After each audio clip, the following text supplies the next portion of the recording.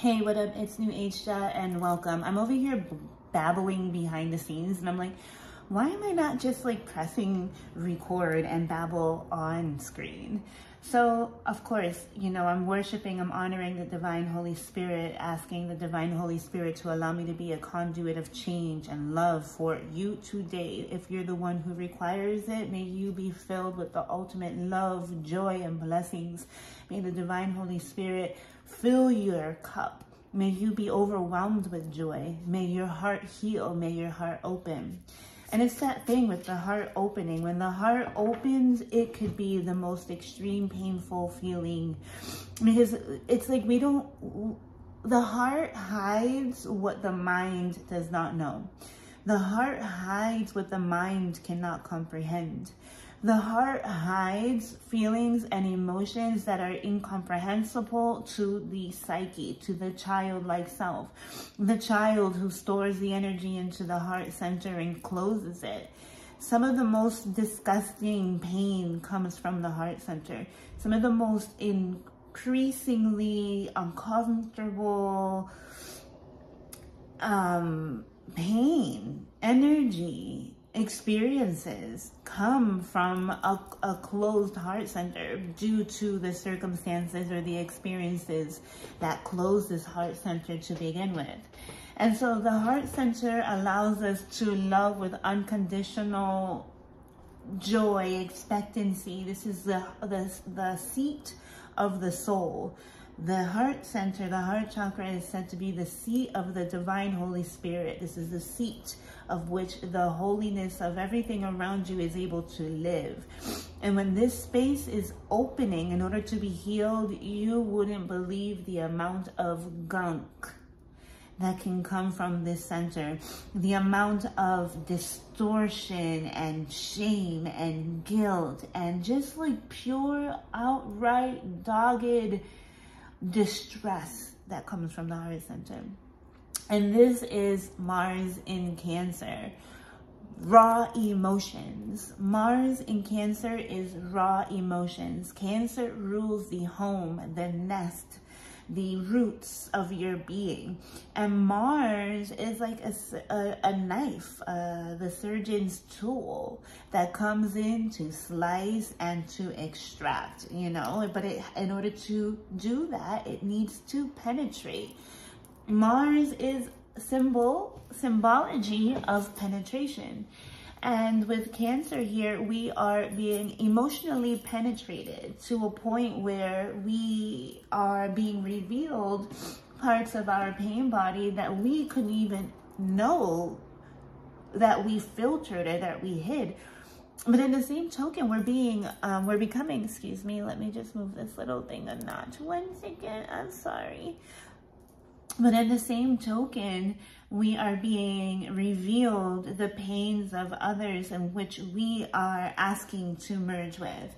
At the same token, we are being revealed the energy stores of the other loved one that you are asking to merge with. When on a spiritual journey with a loved one, any loved one, anyone that you hold close to the heart, Cancer, anybody that you call home, when you're merging with people that you really love, sometimes you have to share their pain with them. Sometimes you have to get into their pain body in order to understand where it is that they're coming from.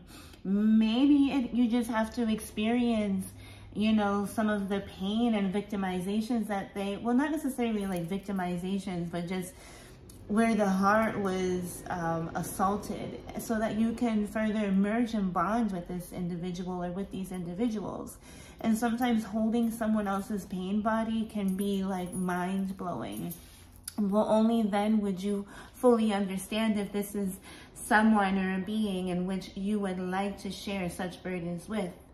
But upon doing this, you not only heal yourself, you allow healing space and time for this individual so that you can better understand the battles in which they have fought all of their lives, the battles in which they have held so deeply tight within, the battles in which have kept them from actually loving you, from connecting with you.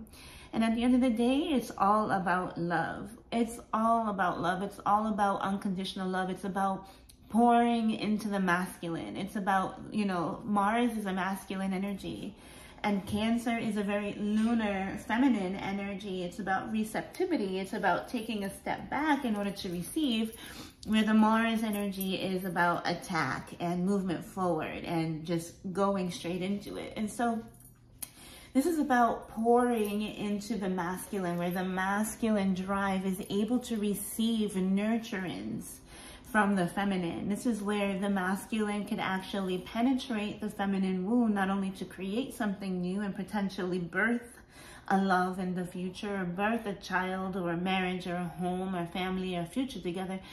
The masculine will penetrate the feminine and plant its seeds or release what it is that it's been holding.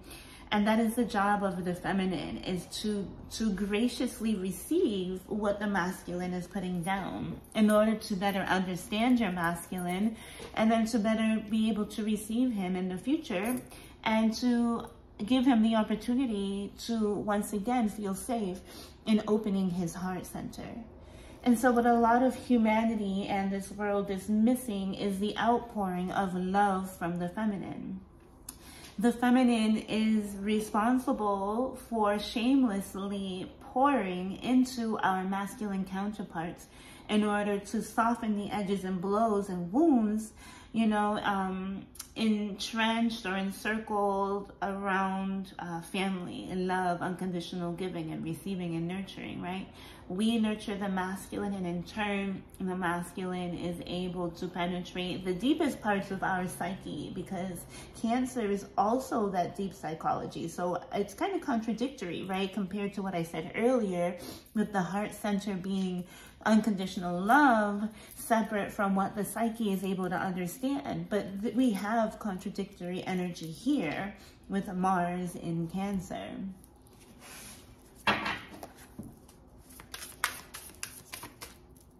Let me take a minute here.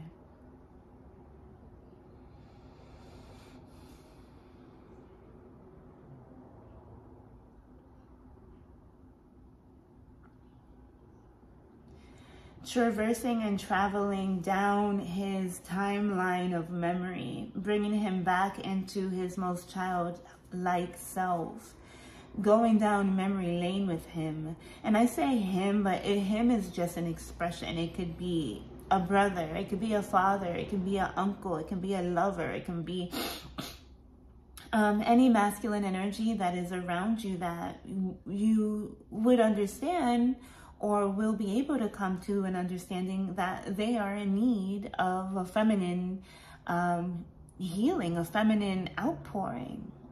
And this could be the duality within the self, as we all carry masculine and feminine energies. But some of us hold either or more so than the other.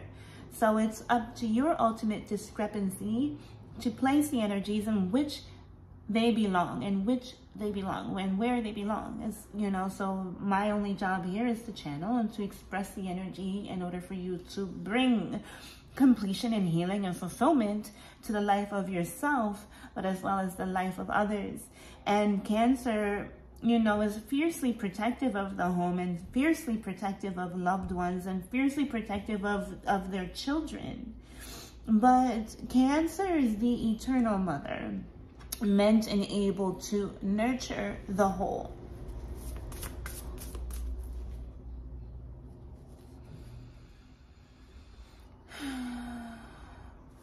Exchanging pain bodies is what really allows a bonding. It's like, do you notice that we only truly bond with another after a traumatic event or an argument, a dispute? Mars is arguments, Mars is disputes, Mars is attack, Mars is war, Mars is fighting, Mars is anger. It's also passion and desire, right? And carnal, just give me everything that you have because I love it and I want it and I'm lusting and I'm thirsty. Mars is thirsty energy.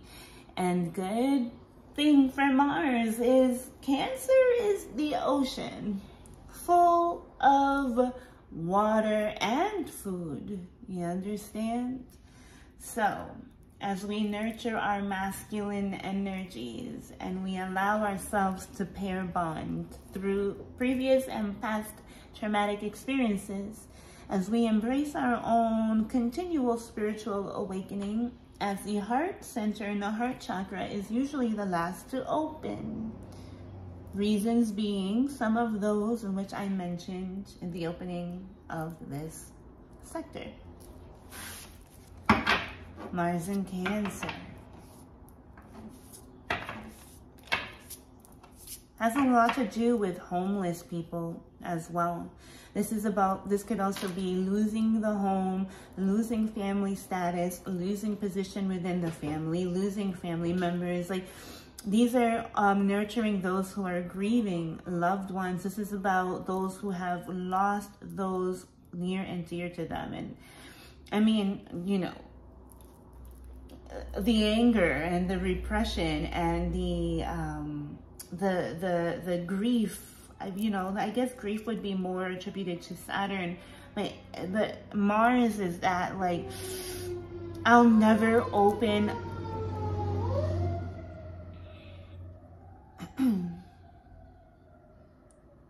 send a little blessing. I'll never open my heart ever again. They betrayed me. They left me. They don't understand me. They hurt me. I'll never open my heart again. I'll never ever let anyone in. Like, forget everyone. They'll never get to the core of my being. Maybe I'll give them passion. Maybe I'll give them some lust. Maybe I'll show them my desire, but they'll never get in here because they couldn't handle what's in here anyways. They couldn't handle what's in my heart. They would never be able to understand the pain that I've been through. They've never would have been able to understand what I experienced at home, what I experienced with my parents, what kind of upbringing they had. They could never survive the experiences that I had. Do they not understand what I have within? And they don't understand. And which is why I'll never let anyone in, which is why I'll only stay superficial, which is why I'm just reluctant. I'm reluctant to open up. I'm reluctant to let you in. I just can't. I'm so, this pain, this anger, this anguish, it's just too much. It's just too strong. I want to destroy. I feel destructive. I want to, like, show everyone how I feel. I want everyone to feel me. Mars in Cancer. I want everyone to feel me. I want them to feel everything that I've been through. And if not, they're going to understand my emotional strength. And they're not going to be able to penetrate me emotionally. You just cannot penetrate me emotionally. And Cancer, with its hard shell, and Mars and its penetrating action, is going to want to do that. But it's going to, you know, a Cancerian energy is going to put up a fight, and it's going to be a little difficult, you know? And so the opposite of that would be true, if you would. Not to say that they both aren't. But how do we open up a crab? How do we open up a shell? I mean, we can be rough and like an oyster and pry it open. And there's a soft art to doing it as well. A little bit of more of a gentle, like, loosening up the shell. Loosening up the structure of the heart that has kept you from fully releasing the poisons of your being that have inhibited any type of love connection. Love connection. What is it that you deserve? What is it that I deserve?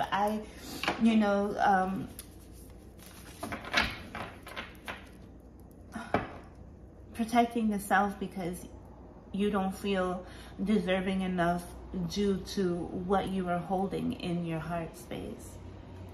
Being brave enough to release and open that up and pour that out. The moon is also transiting Cancer at this time. So we are definitely receiving proper energetic downloads, especially in regards to the mother. These are maternal wounds that may be prominent and or surfacing and or subconsciously self-reflecting or reflecting in the background.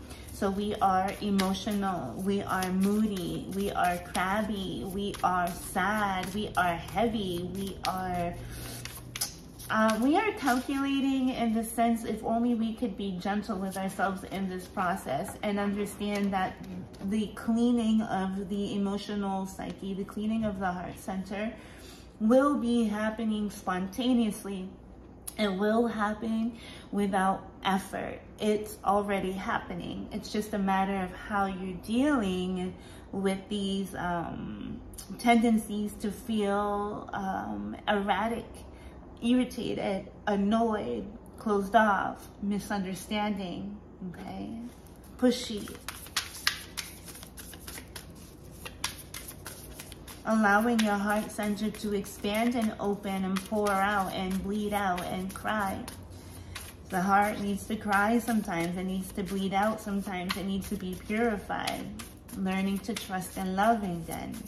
Learning to trust and love again. Learning to trust and love again. And knowing and understanding and believing that there are people who are willing to share with you in your pain. Who are willing to share with you in your pain body. Yes. Yes. Equally. And some of you may be concerned about energy vampirism, like an energy vampire, or being too empathic, where your boundaries are not asserted.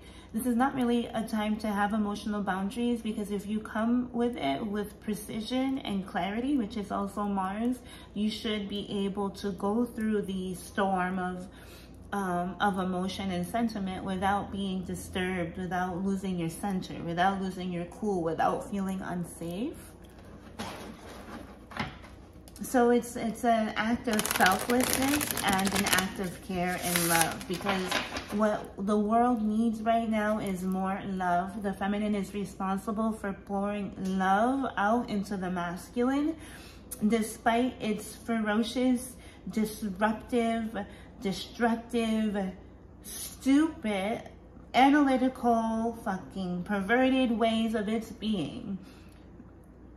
We don't win with more violence. We win with love. Love always wins. Love always wins. Love always wins, no matter the circumstance, okay? Because at the end of the day, we all desire to be loved. We all desire to be felt. We all desire to be seen. You know? But we don't always feel worthy due to perhaps what, you know, the shame and guilt, the solar plexus, which is right below the heart center, fueling this energy center, or bleeding into it, which is affecting it. So your own shame and guilt in regards to your worthiness and sense of self is going to either support your heart center or close it. And at this time, we're not only looking for support, but we're looking to give it at this time. And like I mentioned, even if it's to a homeless person somewhere, maybe someone who's in need a little bit, you know, donating something, just an act of care for another. And the masculine in particular would be amazing, okay? Let's just pull a couple of energies just to see what more do we have to say at this time.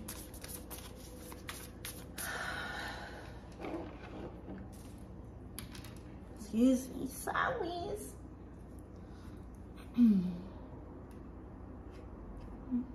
Let me just take a look at this chart.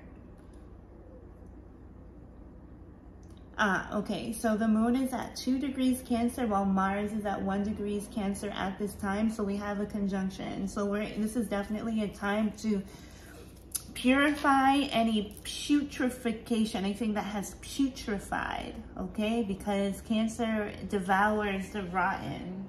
Cancer is the bottom dweller that eats the rotting flesh that is falling from others' others' captivity, if you would. We have a supporting sextile from Venus and Taurus. Venus is in domicile. It's in its domicile, and it's in its dominant position in Taurus. We have Juno here in Taurus, which is the wife, the caregiver, the wife of Jupiter. Then we have the North Node here and Uranus. We have a sextile, you know, although not exact, but we have Sun sextile from Taurus to Cancer. So we are having that earthly, feminine, supportive energy, able to support its other feminine friend while it does the inner work, while it does the healing work, while it does the supporting work of the other, of the masculine. So we have lots of feminine energy at this time, although we have the Sun, Jupiter, and Mercury, and Chiron in Aries, which is in square to this energy. But square only creates tension, which is a call for action. Okay?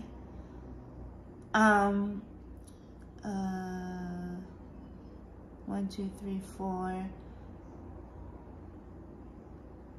What is... So the pulling energy can also be from Scorpio, the opposite of Taurus. So the fixed energies, we need to get into our fixed energy. The Scorpion energy is not active at this time. It is. This is why it's calling, because Mars is the traditional ruler of Scorpio. It is the true ruler of Scorpio. So this is Scorpionic 8th house energy, getting deep into the karmic wounds of others. But this is also separation, sexual healing, healing through sex, healing through masturbation, healing through self-touch, healing through self-acceptance, healing with the sensual self, right? Allowing yourself to feel, but nurturing yourself as you go through these feelings, or physically nurturing the other as they go through this feeling. Cancer and Scorpio are also very psychic signs. So this is something that can be done intellectually, psychologically, telepathically is what I'm trying to say.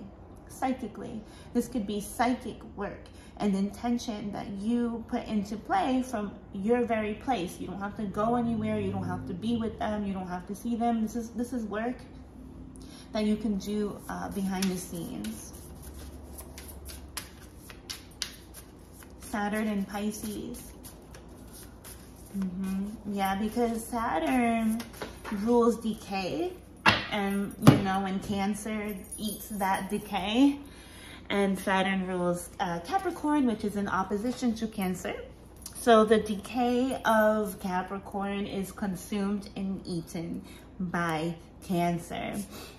Saturn is in Pisces, which is ultimate healing. It's the collective subconscious. It's the collective emotional body. And so some sort of, you know, blockages and restrictions are going to pop up here, but also it's here to clear the path. Saturn here is going to, you know, get rid of, it's the scythe. The scythe is like, it's even bigger than the sword of Mars. The scythe is what the death card energy holds in his hand to like cut off the heads of others, but really the scythe was to separate the wheat from the chaff. And so in Pisces, we have to go into the collective emotional body and separate the wheat from the chaff. Now, for the first card, we have the Ace of Swords. And so exactly that energy that I was just talking about cutting through to the truth. The Ace of Swords is clarity. It's truth. It's no nonsense. It's also eureka moments of understanding, light bulb moments of understanding. This is also an idea, but this is also perception. This is clear, precise perception. This is higher mind that is able to get to the truth of the matter. Okay.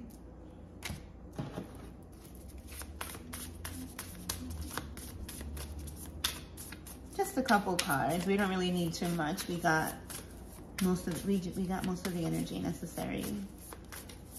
Gemini is on the horizon at this time, so this is communication. Communication. This could be a breakthrough in communication. Maybe someone's going to better understand your mindset, because swords are about the mind. Maybe someone's going to better understand the way that you think. But this is also an opportunity for you to think clearer and for you to think outside of the box, allow you to achieve that higher mind so that you can communicate from a place of clarity, but as well as healing. The Four of Cups. So the Four of Cups to me can be a bath, taking a bath, immersing yourself in water, healing through water, drinking water, hot teas, water rituals, cleansing in the water, bathing yourself. Also, this is emotional stability, as well as emotional stagnancy. So this is cutting through any type of stagnant emotions, emotional stagnancy, cutting through to the truth of any emotional stagnancy and or feelings of rejection or pent-up emotions.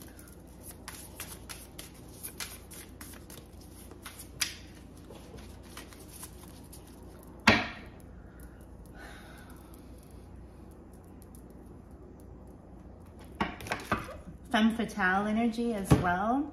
Page of Cups. Offering someone your cup of love. It doesn't take much. It doesn't have to be grand. Maybe it's simply about just acknowledging someone, like, I see that you're having a tough time. I see that we don't have to talk about it if you don't want to. But just know that, like, I see you and I care about you and I'm here for you when you're ready. Okay? Like, just know that I'd really, really like to communicate with you. I'd really, really like to communicate with you, but I kind of see and understand that you're not in the position to talk about it right now, and you're holding on a little tightly to whatever it is that you're experiencing, your emotions or whatever.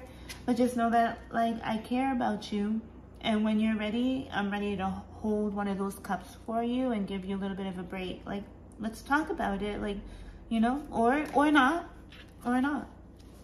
okay? But that alone could be heart awakening and heart opening. Okay, we have the Seven of Swords, we have strategy, and then the Eight of Cups. I mean, some people, you know, some people are just going to have trust issues, you know, when it comes to sharing their emotions. You know, a blocked heart chakra, or not a blocked, but a closed heart chakra is usually due to some sort of betrayal or some sort of like trickery, and which is what initially caused you to walk away. So I would not be off-put by someone who is still experiencing a bit of mistrust in these cases of sharing and healing and communing with you, and to not be surprised if they choose to emotionally walk away at this time. There's only so much that you can do for this person. There's only so much you can do in these cases. Show up authentically in your truth, emotionally stable if you could, and just kind of, you know, you be strategic about it. This is about strategy and being a little bit sneaky about it. Sometimes you just have to go around the bush sometimes in order to get what it is that you are wishing to accomplish, as long as it's not selfish, right? This is not a selfish energy, although the Seven of Swords could be acting and behaving in a place of selfishness. And so even if this person, it seems to be selfish at this time and continues to hold on even tighter to their emotional state, they eventually will go on an internal journey and consider, you know, what was presented to them, and then can then better decide if whether they want to make the journey back to you. So this is giving someone the opportunity to make their emotional journey back to you, if that is the case. Okay, and then let's close off with the Four of Pentacles and then the Three of Swords. Right, because this emotional heartbreak is definitely on the table. And the Four of Pentacles is someone holding on to it tightly. So this individual that you may be working with could be holding on to this pain even tighter than what you imagined. But what you are being encouraged here to do is to hold space regardless, to pour love in even from a distance regardless. And if this particular source or being just does not want to receive on a spiritual telepathic realm or a 5D realm or a 3D realm, then allow that love and your cup to overflow and allow it to nurture others. Holding space so that someone else can free themselves from their own bondage, from their own pains, from their own sense of betrayals, and just feeling it, becoming compassionate and empathetic. Empathy, compassion, empathy, compassion, empathy, compassion, empathy, compassion, empathy, compassion. So I think that's all I have for you today, and I hope this serves you well. God bless you on your endeavors, and I'll talk to you soon. Later.